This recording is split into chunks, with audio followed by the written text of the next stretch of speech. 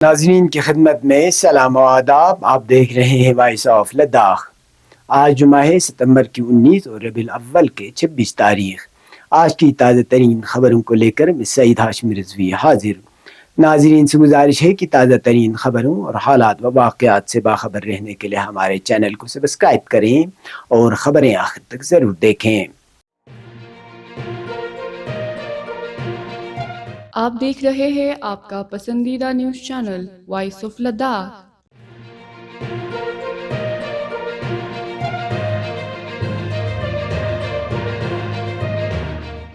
Lieutenant governor Ladakh Kavinder Gupta نے digital innovation سمٹ 2025 سے خطاب کرتے ہوئے کہا کہ وزیر اعظم نریندر مودی کی قیادت میں بھارت کھربوں ڈالر کی ڈیجیٹل معیشت کی طرف بڑھ رہا ہے اور لداخ ای گورننس و ڈیجیٹل اختراعات میں نمایاں کردار ادا کر رہا ہے.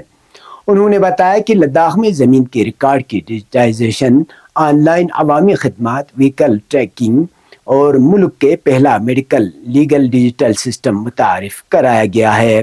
اب تک 193 پنچایتوں کو بھارت نیٹ سے جوڑا جا چکا ہے. 234 دیہات میں موبائل کنیکٹیویٹی اور 169 دیہات میں 4G خدمات دستیاب ہیں، جبکہ سرحدی علاقوں میں سولر پاور ٹاورز بھی نصب کیے جا رہے ہیں. توانائی کے شعبے میں 220 kilowatt Dras Zanskar transmission line, 200 megawatt solar project اور 280 میگا واٹ سولر پارک پر کام جاری ہے. لیفٹیننٹ گورنر نے نوجوانوں پر زور دیا کہ وہ ڈیجیٹل مہارت اور اسٹارٹ اپ میں آگے بڑھیں تاکہ لداخ کو ترقی اور خوشحالی کی نئی منزلوں تک پہنچایا جا سکے.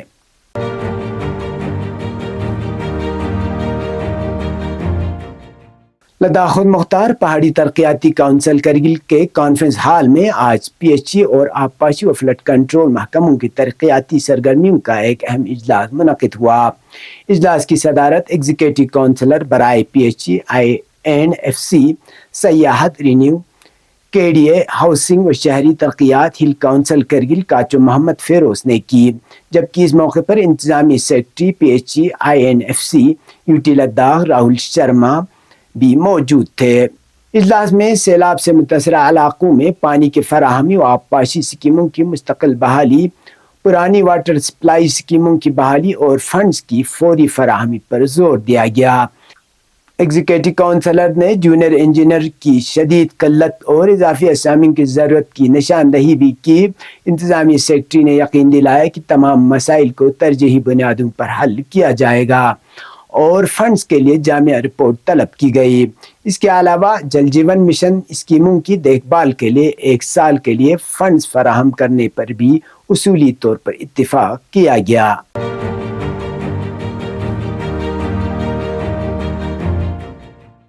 امام خمینی میموریل کرگل کے زیر انتظام مسلح امام منجی میں منعقدہ جمعہ خطبے سے خطاب کرتے ہوئے حجت الاسلام شیخ حمید ناصری نے معاشرتی اور تعلیمی مسائل کے ساتھ ساتھ بین الاقوامی حالات پر روشنی ڈالی.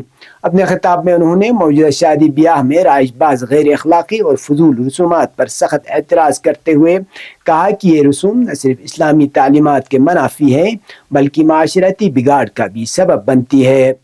انہوں نے عوام سے پرزور اپیل کی کہ شادی بیاہ کے مراسم کو سادگی اور اسلامی اصولوں کے مطابق انجام دیا جائے. ساتھ ہی انہوں نے باراتیوں کے ساتھ بعض مقامات پر روا رکھے جانے والے ناروا سلوک کو بھی افسوسناک اور غیر مناسب قرار دیا. تعلیمی امور پر اظہار خیال کرتے ہوئے شیخ ناصری نے کہا میٹرک اور 12ویں جماعت کے طلبہ کو محض چند ماہ کے لیے ہاسٹل میں رکھ کر ان سے معیاری تعلیم کی توقع نہیں کی جا سکتی. انہوں نے زور دیا کہ معیاری تعلیم کی بنیاد بچوں کے ابتدائی جماعتوں سے ہی فراہم کی جائے تاکہ مستقبل میں وہ کامیاب ہو سکیں.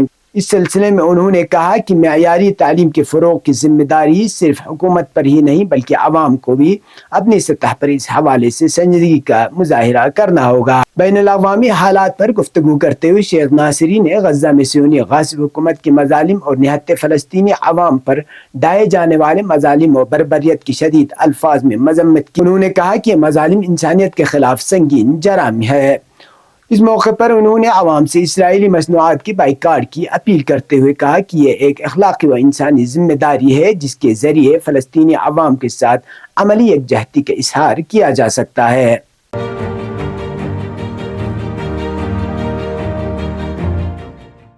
تنظیم المکاتب کے زیر اہتمام آج کلچرل اکیڈمی ہال کرگل میں دینی تعلیمی جلسہ کے موضوع پر ایک شاندار اور روحانی تقریب منعقد ہوئی، جس میں تنظیم المکاتب کے مرکزی علماء کرام، مقامی علماء، مکاتب کے طلباء و طالبات اور کثیر تعداد میں مومنین نے شرکت کی۔ اس موقع پر ہال پوری طرح مومنین سے بھرا ہوا تھا اور پروگرام نہایت عقیدت و شوق کے ساتھ منعقد ہوا۔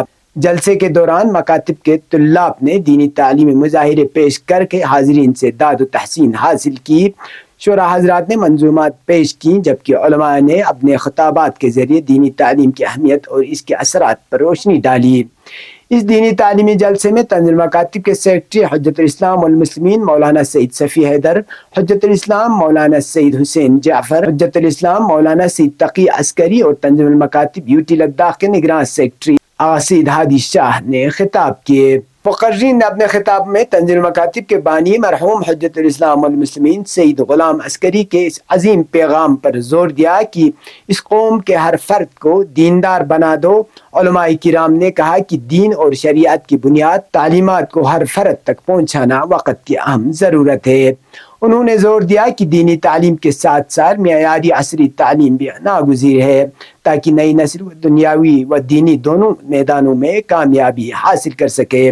یاد رہے کہ تنظیم مکاتب گزشتہ 2 دہائیوں سے جموں کشمیر اور لداخ میں دینی خدمات انجام دے رہی ہے اور اس عرصے میں ہزاروں طلبہ نے مکاتب کے نظام سے فیض حاصل کیا ہے۔ مقررین نے اس بات پر خوشی کا اظہار کیا کہ مکاتب کے ذریعے نئی نسل کو دین سے جوڑنے کی کوششیں کامیابی کے ساتھ جاری ہے۔ جلسہ دعا و صلوات کے ساتھ اختتام پذیر ہوا۔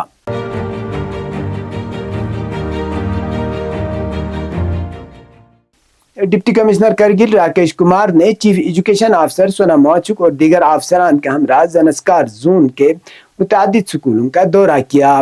وفد نے مڈل سکول راندم، پی ایم شری سکول کیغم، ہائر سیکنڈری سکول فے اور ہائی سکول تنگری کا معائنہ کرتے ہوئے انفراسٹرکچر، تدریسی سہولیات اور زیر تعلیم منصوبوں کا جائزہ لیا۔ ڈی سی کرگل نے ایم ایس راندم کی انتظامیہ کو 4 دن کے اندر نئی عمارت میں منتقل ہونے کی ہدایت دی اور یونٹ آف اسکیم کے تحت طلبہ میں ٹیبلٹس بھی تحسین کیے گئے۔ انہوں نے اساتذہ کی ڈائریوں اور حاضری رجسٹریوں کا معائنہ کرتے ہوئے باقاعدگی پر زور دیا۔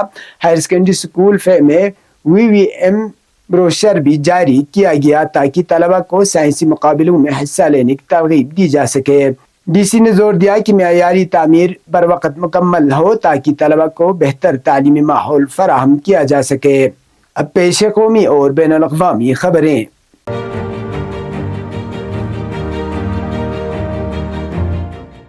دلی ہائی کورٹ کے 2 ٹریبونلز نے جموں کشمیر کے 2 تنظیموں میر وائس عمر فاروق کی سربراہی والی عوامی ایکشن کمیٹی اور شیعہ رہنما مسرور عباس انصاری کی قیادت والی جموں کشمیر اتحاد المسلمین پر مرکز کی جانب سے عائد پابندی کو برقرار رکھا ہے۔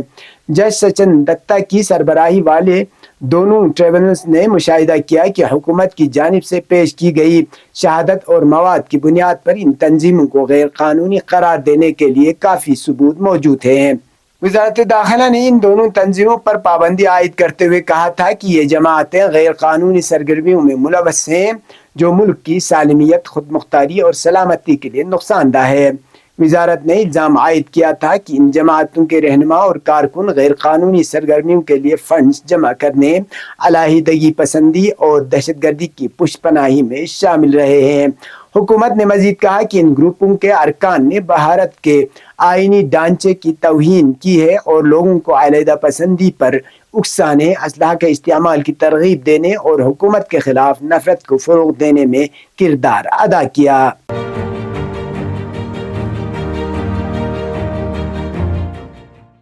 انصار اللہ یمن کے سربراہ سید عبد الملک بدر الدین الحوثی نے کہا ہے کہ غزہ پٹی کے دہشت ناک واقعات سے اگر کسی میں بھی ذرہ برابر انسانیت پائی جاتی ہو تو وہ خاموش نہیں بیٹھ سکتا۔ انصار اللہ کے سربراہ نے سیونی شفافیت کو عالم اسلام کی کمزوری کا نتیجہ قرار دیتے ہوئے کہا کہ وہ مسلمان جو ایک ملت کی تباہی کو خاموشی سے دیکھتے رہے، اچھی طرح سے جان لے کہ سیونی منصوبوں کے تحت انہیں بھی استثناء نہیں ملے گا اور وہ بھی اسرائیل کی زد میں ضرور آئیں گے۔ انصار اللہ یمن کے سربراہ نے زور دے کر کہا کہ سیونی حکومت نے گزشتہ چند مہینے کے دوران متعدد اسلامی اور عرب ممالک کو نشانہ بنایا ہے، اور اب شام کے بعد اردن کو سنجیدہ خطرہ لاحق ہے۔ سید عبد الملک بدر الدین الحوثی نے دوحہ میں عرب اسلامی اجلاس کے حسب توقع کمزور نتیجے پر تنقید کرتے ہوئے کہا کہ اس کمزور نتیجے کی وجہ سے صہیونی حکومت کی جرأت میں اضافہ ہو گیا ہے، اور اب قطر کے علاوہ خلیج فارس تعاون کونسل کے دیگر ملکوں حتیٰ کہ دیگر عرب اور اسلامی ممالک صہیونی جارحیت کا شکار بن سکتے ہیں۔ انہوں نے کہا کہ ان عرب اور اسلامی ملکوں میں امریکی اڈوں کی موجودگی نے بھی انہیں اسرائیلی حملوں کے مقابلے میں محفوظ نہیں بنایا، بلکہ اسرائیلی دشمن امریکی فوجی اڈوں کو اپنے حملوں کے لیے مفید سمجھتا ہے۔ انہوں نے یہ سوال اٹھایا کہ یورپی ممالک اپنے اجلاس میں یوکرین کو اربوں ڈالر پر مشتمل ہتھیار اور وسائل دیتے ہیں، تو دوحہ اجلاس میں فلسطینی عوام کی کھل کر حمایت کا کیوں اعلان نہیں کیا گیا؟ یہ تھے اب تک کی خبریں، اسی کے ساتھ مجھے اور میرے ساتھیوں کو دیجیے اجازت۔ اللہ حافظ۔